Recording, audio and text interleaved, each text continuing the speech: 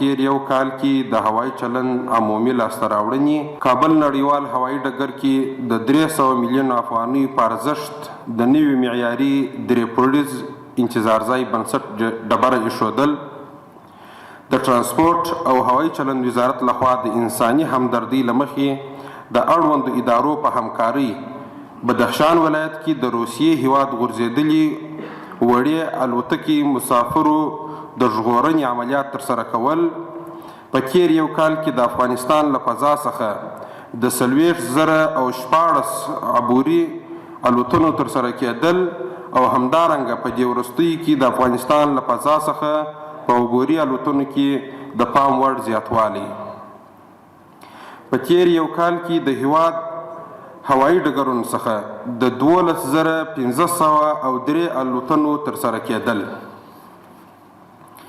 د نړیوالو هوایی ډګرونو څخه د حج فریضې ادا کولو لپاره سعودي عربستان ته د 10,000 حاجانو خوندي لیږد رالېږد د اریانا افغان او کام ایر هوایی شرکتونو ترڅنګ 8 نړیوالو او یو شمېر نورو د مؤسساتو هوایی شرکتونو الوتنو ته خدمتونه وړاندې کول د خوست هوایی ډګر په نړیوال هوایی ډګر بدلول او په عملي ډول ترې د نړیوالو الوتنو پیلېدل د هوایی چلند په برخه کې 18 پراختیایي پروژې ترسره کول د ملکي هوایی چلند انسټیټیوټ څخه د 112 تنو مسلکي کسانو فارغېدل او د 150 تنو نویو محصلینو جذبول د وزارت اړوند خالي بستونو کې د آزاد سیالي له لارې د کابو 1500 کسانو په دندو ګمارل د کارکوونکو ظرفیت لوړونې په موخه په هیواد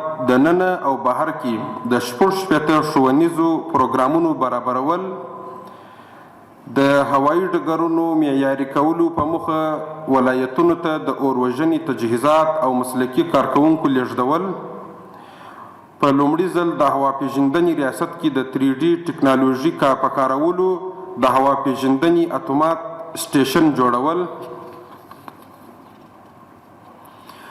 د کابل نړیوال هوایی ډګر کې د 300 میلیون افغانۍ په ارزښت د یو درې پوړیزې ودانۍ بنسټ ډبره کېښودل شوه چې په 3,904 مربع متره ځمکه کې جوړیږي چې د مسافرو لپاره په نړیوال معیار انتظار ځای، رسټورانټ، میلمستون، روغتیایي کلینیک، د غونډو تالار او نورې ګڼې اسانتیاوې لري.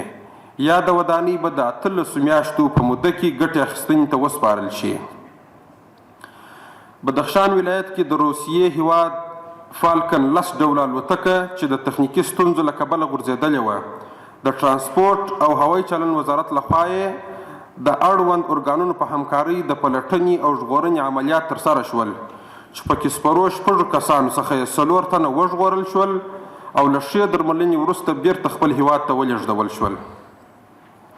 په تیر یو کال کې د افغانستان له فضا څخه 40,016 عبوري الوتنې ترسره شوي دي چې دا په هرو 4 ساعتونو کې 110 الوتنې کیږي. د یادولو وړ ده چې د تیرو 2 میاشتو را په دې خوا په یادو الوتنو کې د پام وړ زیاتوالی راغلی چې اوس مهال په هرو 4 ساعتونو کې 215 عبوري الوتنې د افغانستان له فضا څخه په خوندي ډول ترسره کیږي. د افغانستان هوایی ډګرونو څخه 12,503 الوتنې ترسره شوي چې 5,414 بهرنۍ او 7,090 کورنۍ الوتنې دي. په دغو الوتنو کې ټول ټال 1,819,283 مسافرو تګ راتګ کړی چې 9,400 مسافر په هیواد دننه او 1,122,583 مسافرو بهر ته سفر ترسره کړی. د یادولو وړ ده چې په تیر یو کال کې افغانستان ته د 280,201 بهرني اتباعو تګ راتګ کړی. 1,628 تنه راغلي او 1,450,283 تنه بیرته تللي دي. همدارنګه د کابل، کندهار، هرات، مزار شریف نړیوال هوایي ډګرونو څخه د حج د فریضې ادا کولو لپاره سعودي عربستان ته د څه باندې 10,000 حاجیانو په خوندي توګه د تګ راتګ زمینه برابره شوې او خدمتونه ورته وړاندې شوي دي. په هوایي ډګرونو کې د اریانا افغان او کام ایر هوایي شرکتونو ترڅنګ ترکیش، العربیه، فلای دوبۍ، یزد، ایران ایر، کیش، ماهان، تابان او د موسساتو هوایي شرکتونه نورمال الوتنو ته اسانتیاوې برابري او معیاري خدمتونه ورته وړاندې شوي دي. د ترانسپورت او هوایي چلند وزارت په ځانګړې پاملرنه د خوست هوایي ډګر په اړوند تجهیزاتو سنبال او په نړیوال هوایي ډګر بدل شو چې اوس مهال ترې عملاً کورنۍ او نړیوالې الوتنې ترسره کیږي. د وزارت پراختیایي بودیجې څخه د هوایي چلند برخې معیاري کولو په موخه 18 پروژې پلي شوي چې د نوي سلنو کار یې بشپړ شوی دی. د ملکي هوایي چلند انسټیټیوټ کې د هوایي ترافیکو تنظیم ATC او د هوایي چلند ټکنالوژي CNS ترڅنګ د اطفائیې، هوا پیژندنې، واټ ترانسپورت او همدارنګه د هوایي چلند مدیریت شپنۍ برخې نوي ډپارټمنټونه جوړ شوي چې په یاد برخو کې د 2 کلن معیاري نصاب له مخې زده کړې ورکول کیږي. تېر کال د ملکي هوایي چلند انسټیټیوټ څخه 112 تنه فارغ شول چې په خپلو اړوندو برخو کې په دندو ګمارل شوي دي او اوس مهال په یاد انسټیټیوټ کې ټول 230 محصلین په مختلفو برخو کې په مسلکي زده کړو بوخت دي. د راتلونکي کال لپاره خو پلانونه ډیر په پام کې لرو. یو څو مهمو ته به اشاره وکړم. د خوست او کندهار نړیوالو هوایي ډګرونو ته سیستماتیکه پراختیا ورکول، د هیواد هوایي چلند په پښو درولو لپاره په هوایي ډګرونو کې د پراختیایي پروژو پلي کول، د بامیان هوایي ډګر ځغاستلیکي او نورو برخو جوړول، د هلمند ولایت بست هوایي ډګر ځغاستلیکي او چاپیره دیوال جوړول، نړیوال هوایي شرکتونه د الوتنو پیل لپاره تشویقول او زمینه برابرول. د افغانستان فضا د عبوري الوتنو لپاره کاملا مسؤونه او بې خطرې ده او عملا په دې 3 کلونو کې الحمدلله هیڅ نه داسې ستونزه نه ده رامخته شوې چې ملکي الوتنې دې عبور وکړي او څه ستونزې سره دې مخ شي. په هرو 4 ساعتونو کې په تېر کې هم موږ 110 عبوري الوتنې درلودلې او اوس الحمدلله دا 215 عبوري الوتنې لرو. نو د دې ښکارندویي کوي چې د افغانستان فضا کاملا مسؤونه ده. او د شهري بسونو په هکله باید ووایم چې د ترانسپورت او هوایي چلند وزارت د ښاري تنظیم طرحې مطابق موږ هغه خصوصي سکتور، هغه خصوصي ترانسپورټي شرکتونه چې دوی بس موټر لري واړه لکه مرسیډیز یا میانه بسونه لري لکه کاسټر، استانه دا نور، دغو ته په طرحه کې ځای ورکړی. دوی د ښارونو ترمنځ په لویو ښارونو کې فعالیت کوي، دوی ته خاص ټکرونه توزیع کیږي، په مسیرونو کې دوی استخدام کیږي او د دوی د کنټرول لپاره زموږ رسمي مامورین موجود دي، دوی کنټرولوي. نو دغه د طرحې مطابق ډیر کار تر سره شوی. اوس عملا هیوادوال ګوري چې په کابل ښار کې ګڼه ګوڼه کمه شوې. غټ علت دا ده چې ترانسپورټي کارکوونکي موجود دي او نظم دپاره کار شوی. دا چې د کابل ښار ګڼه ګوڼه ډیره لري، تقریبا 5-6 میلیونه تقریبي نفوس لري او ښار او جادې تنګې دي. نو په دغه برخه کې ډیر اقدام شوی، نور به هم انشاءالله په دې برخه کې اقدام کیږي. او د ټکسیو په باره کې اطرافي او ښاري ټکسۍ مشخصې شوي دي.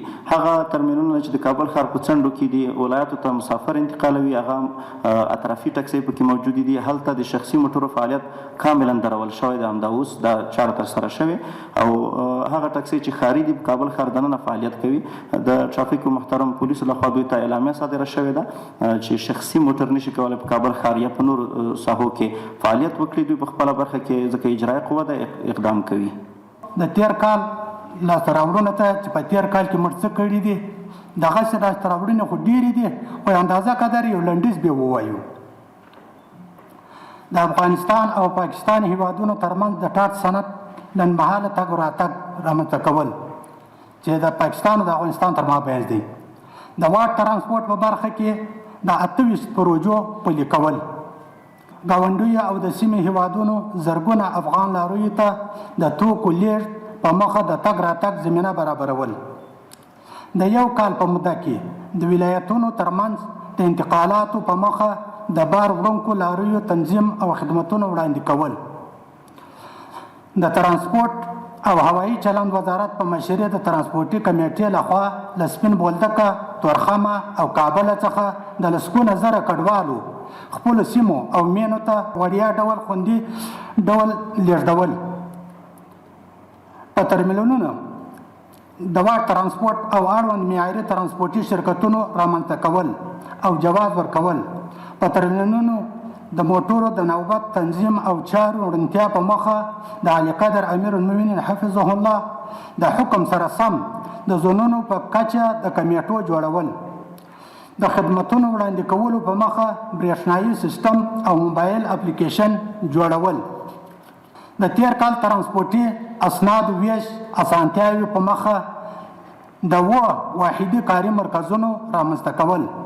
د مسافرو او توکو د خوندي لیږد په موخه په مسافر وړونکو او بار وړونکو موټرو کې د GPS الو نصبول. همدارنګه د هیواد په ترمینلونو، هډو او بندرونو کې په ورځني ډول د موټرو تخنیکي چک ترسره کول.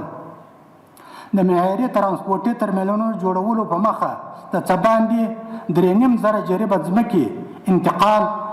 همدارنګه په کاپیسا او کندوز کې د واټ ترانسپورت د ودانیو جوړولو لپاره د څه کم 3 جریبه ځمکې اخیستل.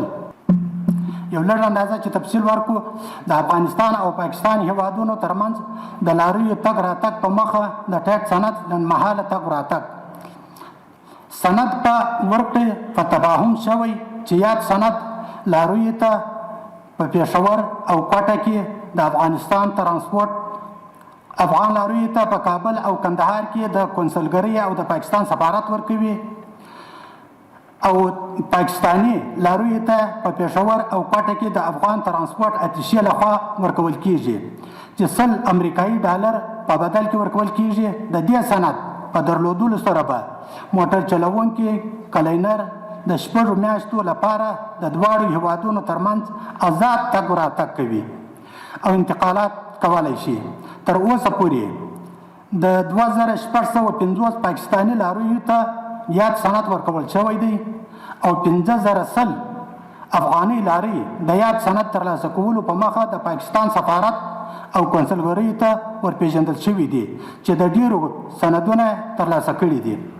په تیر یو کال کې له افغانستان څخه ګاونډیو او د سیمې هیوادونو لکه ازبکستان، ترکمنستان، تاجکستان، ایران او پاکستان ته په 524,038 افغاني لاریو او افغانستان ته 440,909 بهرنیو لاریو تګ راتګ کړی دی.